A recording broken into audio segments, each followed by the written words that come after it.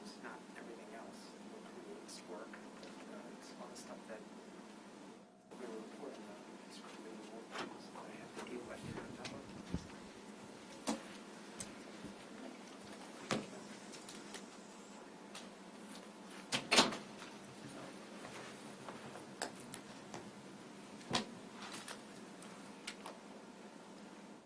Good afternoon. Thank you for making time today. I know for some of you, you had some questions or concerns relative to my position on House Bill 2765, and before I begin to speak on that, I just want to express that since I've become the sheriff, I've worked very hard at identifying and developing solutions before I speak of issues. So oftentimes if I'm working on something, I'm not the type of person to come out and tell you what my intentions are. It's more so to tell you what we have accomplished and in the direction that we're headed. So this House bill is no different than many others when it relates to, there's a lot of law enforcement related bills that affect our operations or make requirements of law enforcement. And I'm actively involved in several.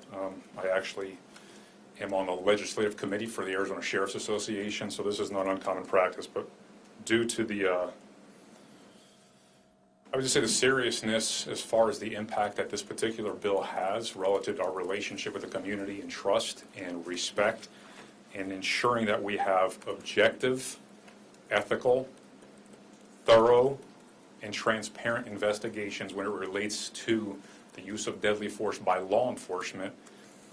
I am highly concerned that we don't just take an action that on the surface appears as though we've moved the meter, but by action and in fact we make a positive change relative to this challenge that has existed for as long as we can remember. So let me clearly state to you, I am not in opposition to having a process and a program where law enforcement agencies utilize other organizations to conduct investigations related to the use of deadly force by your agency.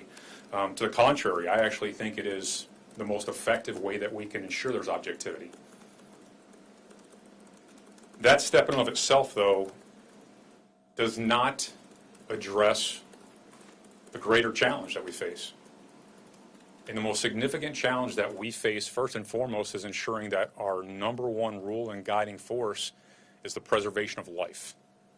And that when we have a significant event where deadly force is deployed and we potentially take a life of another, that investigation is done properly and that our community receives transparent and timely information so that they have confidence that they can trust in the authority they've empowered us with. So as I speak to this issue, I want to make it clear again, it is not that I am in opposition to the philosophy of what's being accomplished. But I have absolute concerns relative to this legislative bill because it falls far short of what is needed to truly make positive reform in this particular area of law enforcement. And I know for some, when you hear rumors or you know certain things leak out there, it seems as though it's an us versus them. This is not the situation.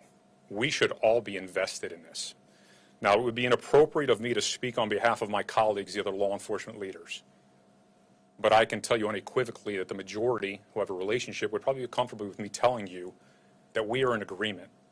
Arizona law enforcement leaders would like to lead by example and make sustainable change on this issue that is lasting and impactful.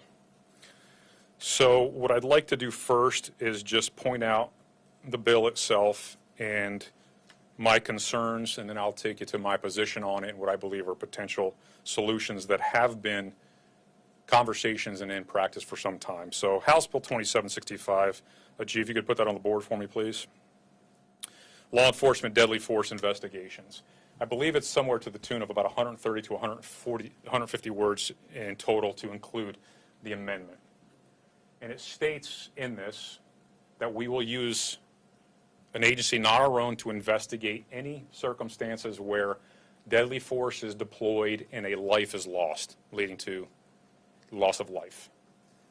It does not in any way, shape, or form construct who that partner would be, how we align with those relationships, the continuity of services, There is no guidelines to address the disparity relative to capacity of an organization versus the partner they work with. Let me just put this in plain terms, and I won't use any particular agency, but if one agency is involved in a high volume of shootings over the course of the year, and their only partner agency is one that is used to investigating 3 to 5 a year, the demand on resources is considerable.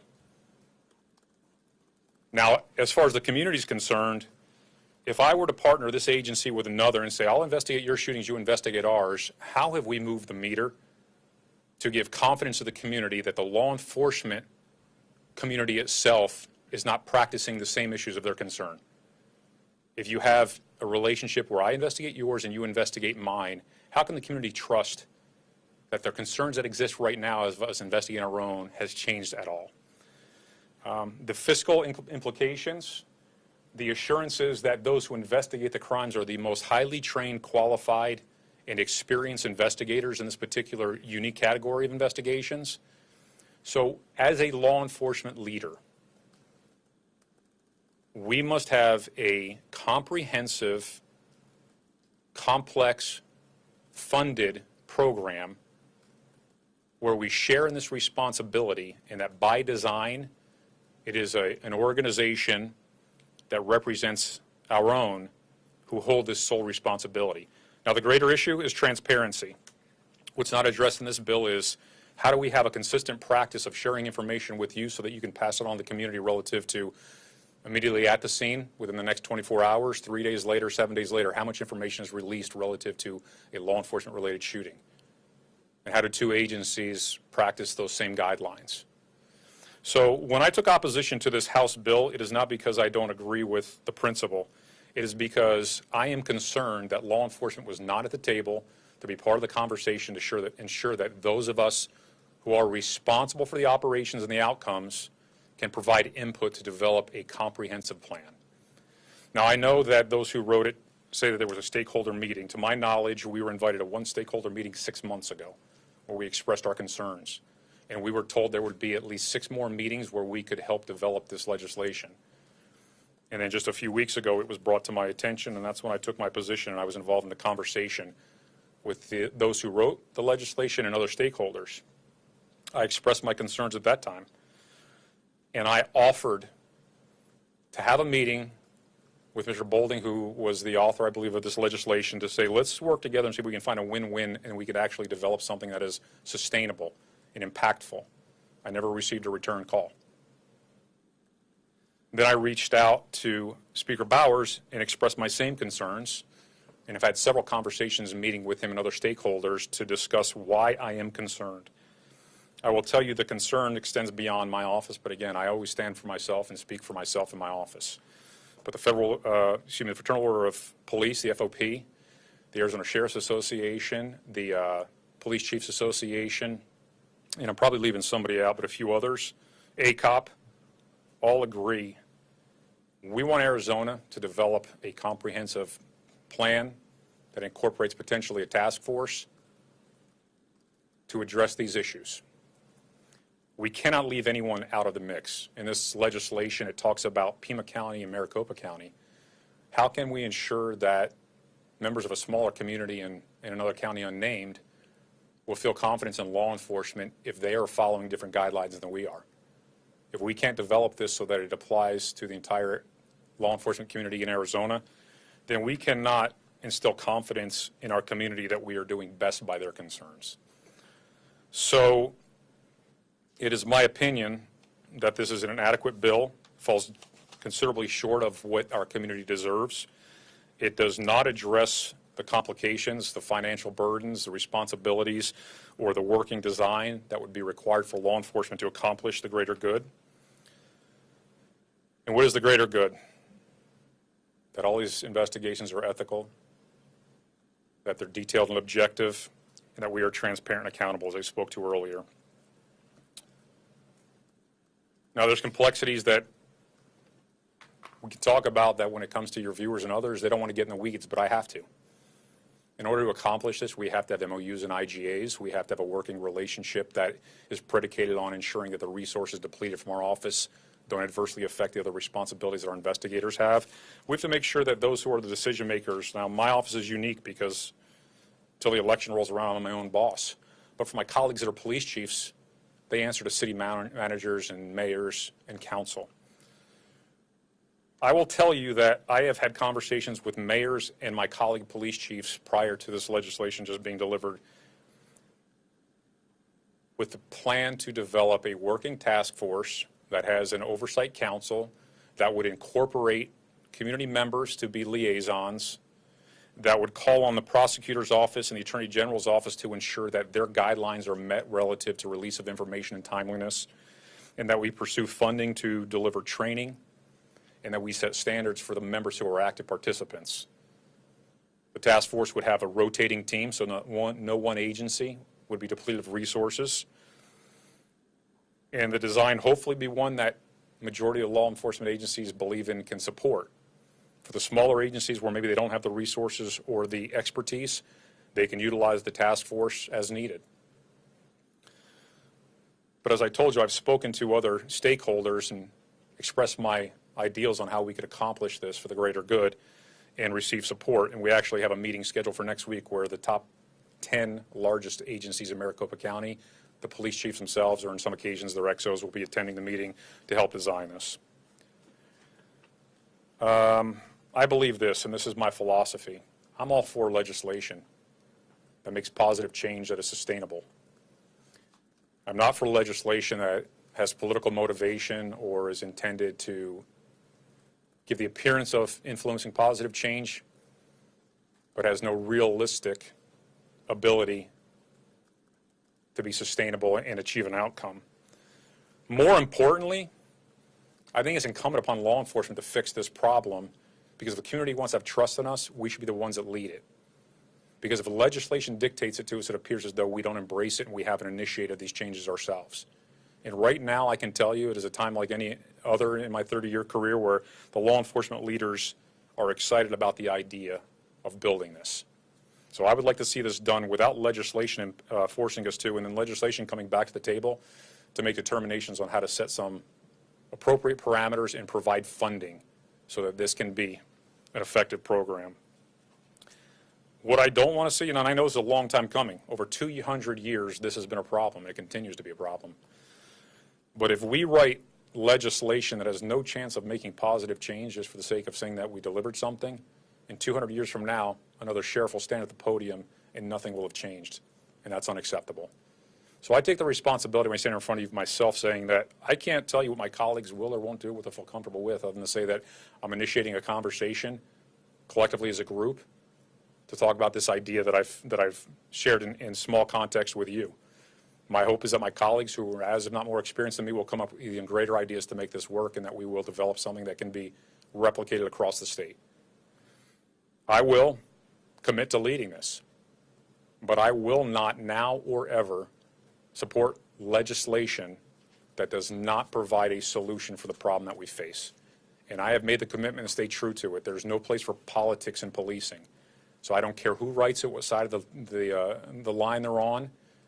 If they're thoughtful and we can work with it, then I'll support it. And if not, I'll speak to why. So I'm happy to take your questions. I think I've talked enough about why I stand where I stand and what I believe is the opportunity. But I'm sure you have your own perspectives on what you'd like to hear about. So what can I answer for you? And please, I apologize, I know most of you, but please tell me your name and who you represent. Sure, Dave Biskobing, ABC 15. So this version of this type of bill has been around for years. It's been introduced. You say that you want to be proactive and do it. So I guess the question is, why haven't you done it? Why haven't I done it? No, why haven't you and other police leaders done it? Like, I mean, you've had a year since George Floyd. This has been 6 months since you had a meeting. This bill would give you a year to get it done. So why haven't you done it? How much more time do you need? Well, I can't tell you the time frame. Why haven't I done it? Well, there's a lot of things that we have accomplished, and there's some things that we haven't. So, okay, you're interrupting me when I respond to you, so let me respond. So answer what's taking so long? That's what the public wants to know. Third-party investigations is some wild idea. So why haven't you done it? And how long is it going to take you to get this together? Because your meeting next week is after the crossover week. So you killed the bill by doing that. So When are you gonna get it done? Same question you asked the first time as I started to answer it.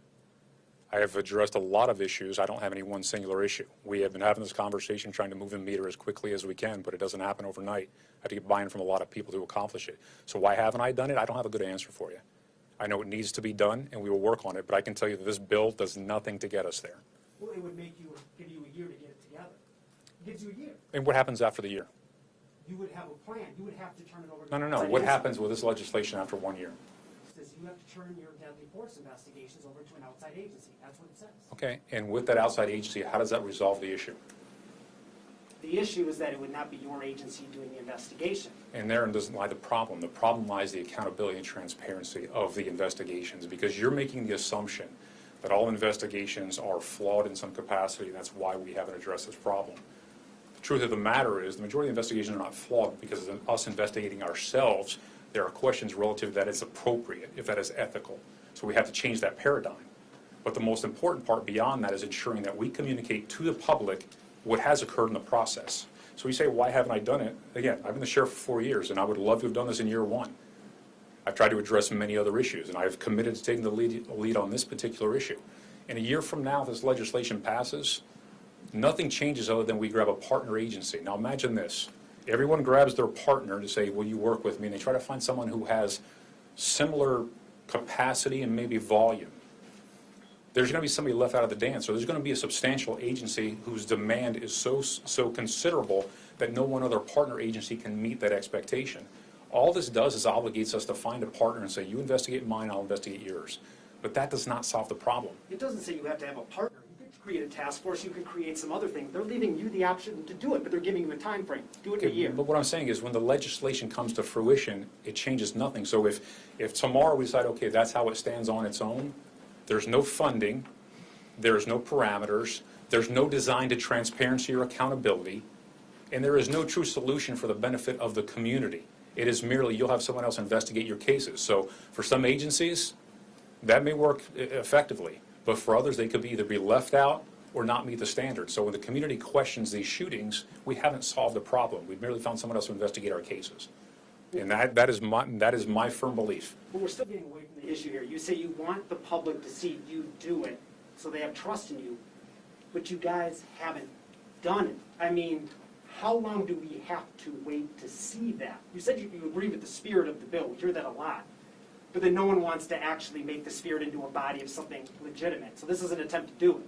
Yeah, you can repeat the question as many times as you'd like to. I told you, I have been the sheriff for 4 years. So 4 years now. 4 years. 4. Dealing with 2 federal court orders and other complexities in this organization to resolve them. I am taking this on to the best of my ability right now. If it doesn't meet your satisfaction, I understand that you're a community member, you're entitled to your opinion. But all I can do is tell you that I am working to address this and do to the best of my ability. And if you think this legislation is going to meet that criteria, that's why we have a democratic process. But I am telling you as a subject matter expert and someone who's been in this industry for 30 years, that legislation is not going to solve this problem for us or for our community. And I want to develop something that is more complex that will. And that's all I can offer you in this moment right now. Have you or your partners presented a bill to the Republican side of the office that's controlled it to do this in recent years? Why would we deliver a bill to do so if our job is to deliver the services to meet the need? Legislators, if they feel that we haven't, they have the opportunity and the right to write legislation and to demand it of us. And I've met with the legislators, and the majority agree that they want to see this resolved in a different capacity. I'm going to come back to you, but I'm going to go to your colleagues who would also like to ask a question. The majority agreed, you say you wanted to see this done in a different capacity through this bill. This passed unanimously through committee. Through committee of 7, It was, yeah, it was a Democrat-Republican committee. I don't know how much you watch this, the politics down there, but that's very rare.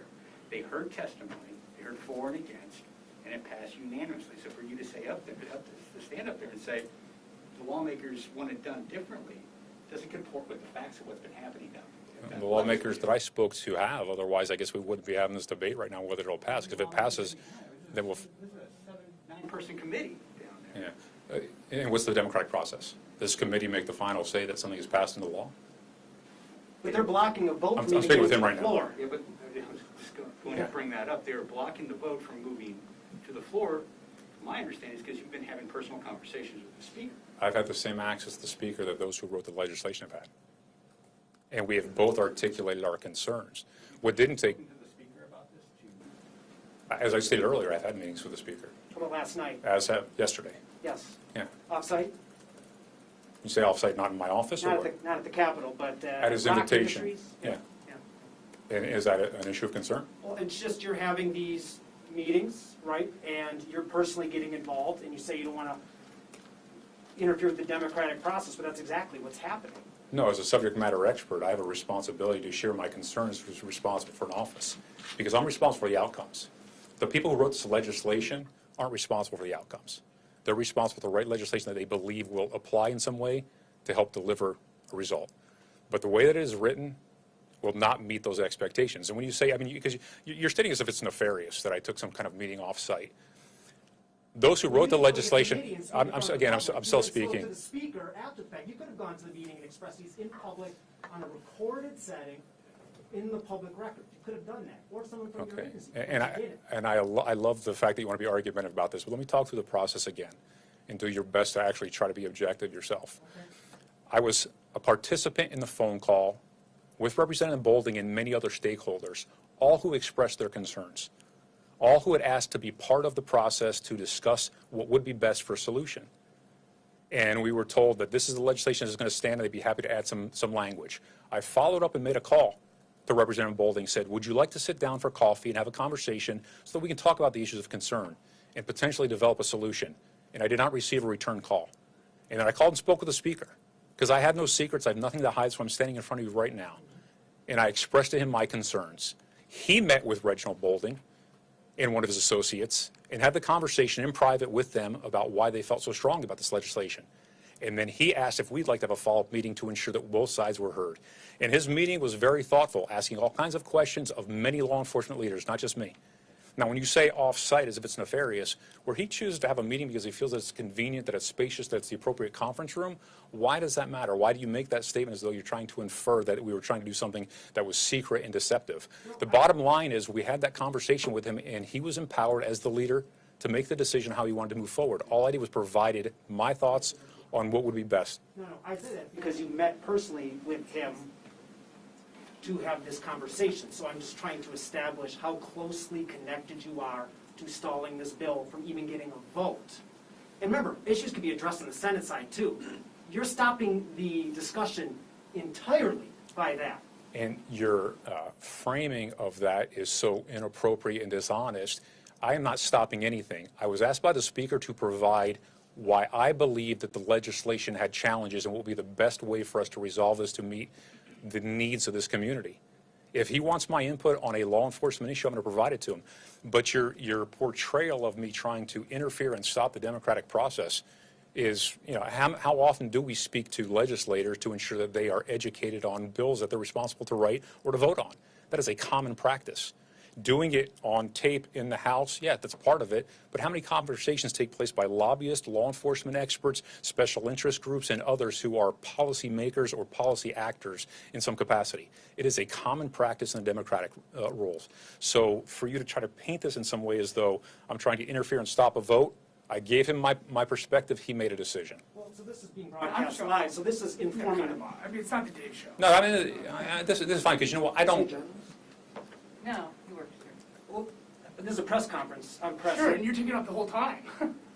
yeah, listen, I'm a reporter asking questions. Right, there's I'm going to go to your colleagues now and give them a chance, and we'll get back to it. We talked a little bit about this, about transparency, about transparent investigations, if you're meeting with the speaker off-site, out of public view. How was that transparent? Am I standing in front of you right now to discuss it? Did I come in here and not reveal when I first spoke with you the meetings and the conversations that I've had? Because this was brought to our attention just a few weeks ago. How many bills in legislation right now relate to law enforcement issues? Any idea? A lot. Yeah. So we talk on a lot of those, and sometimes some become pressing and others don't. But again, you're treating this as though, and I wish I had the influence that you're portraying that I have, that by my mere word and experience, as I should not share it.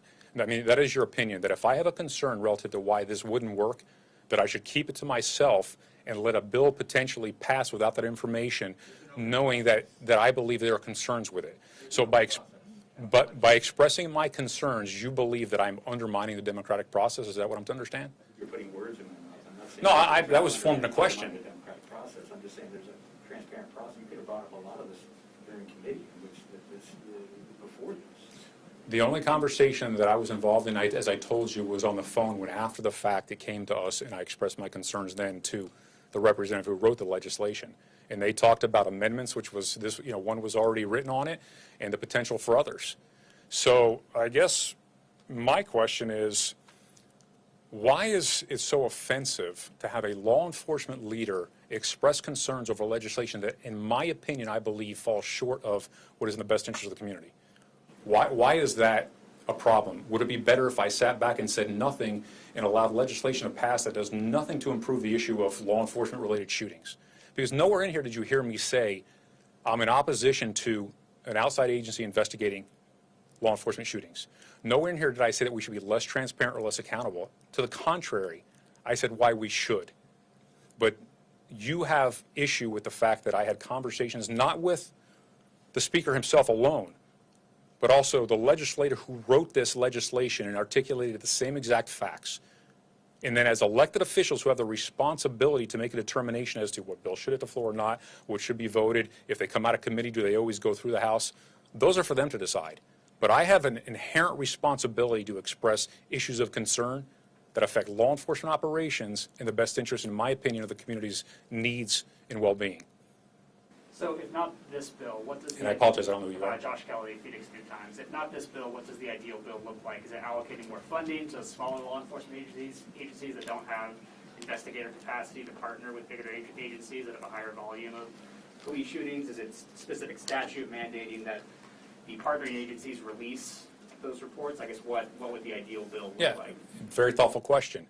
The ideal bill should be something that is in support of a complex solution that involves all the agencies, that you can fund training, that you can set parameters on it that have, whatever restrictions so that everyone stays within those guidelines. It should be specific in what circumstances, because as I stated on this one, it says when someone dies. What if we're involved in an incident where a person doesn't die at the scene, they die 2 weeks later, and they're not investigated under this legislation by a third party because it's not required? But then after the fact, it appears as though, why didn't you have another agency investigate those circumstances, because it falls short of that?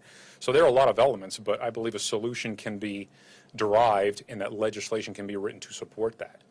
Because not every agency has the funding or the resources to accomplish these things. And it's going to be something that's necessary to ensure that we have consistency with all law enforcement agencies. So on a somewhat unrelated note, your office recently released the PSB internal investigations into the Shea McGow incident in 2017, where a deputy released a canine on him in a holding cell. The PSB investigations cleared him, his chain of command cleared him. Everyone said that was appropriate by policy. Do you consider his actions, the canine handler's actions, good policing? Do you think that's a model for other law enforcement agencies? That's a case in litigation, so anything that I speak to now is going to have to speak to again in court, where I'll be subpoenaed to. I'm sure I'll have to speak on its own behalf representing the office, so I can't answer that right now because there's a pending lawsuit.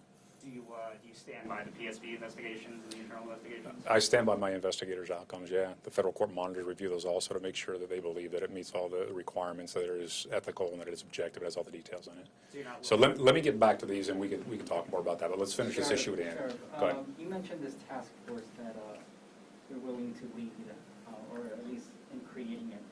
What's the goal of this task force? Is it to end police shootings, fatal encounters? Is it to prosecute police officers? What would be the goal for that? Well, I think first and foremost, the task force should be designed so that we can address this issue and the demand thereof.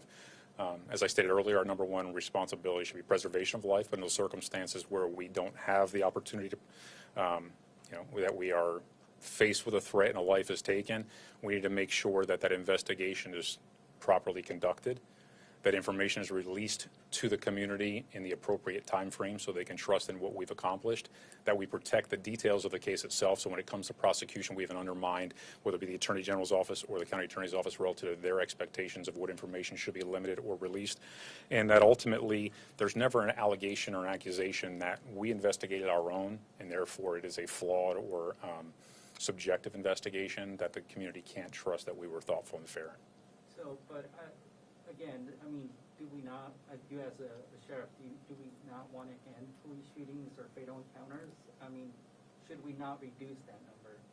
Time and time again, there's different studies, both by academics and journalists that Arizona leads in fatal shootings, or not leads, but is at least top 4, top 5, depending on the year. Yeah, So, I mean, what's the point of creating this task force if it's only just going to end up burying police officers time and time again? well, there's other elements to the issue because you're bringing up a complex issue. Should we be doing everything we can to save lives? Absolutely. Every time we take a life, it is a tragedy, and it's something that shouldn't occur.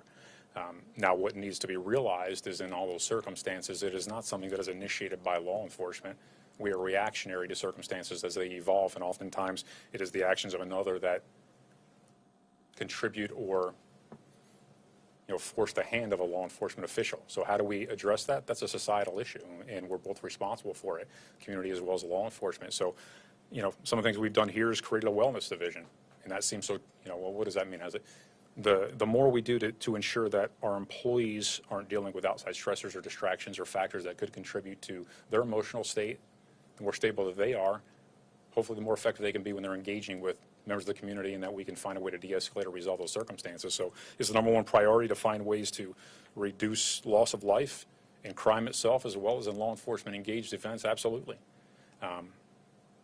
Why create the task force? Because we still have an obligation or responsibility to answer to our community when we do have to take those actions and make sure that it is a fair process, and if there's a criminal act, that someone is held accountable.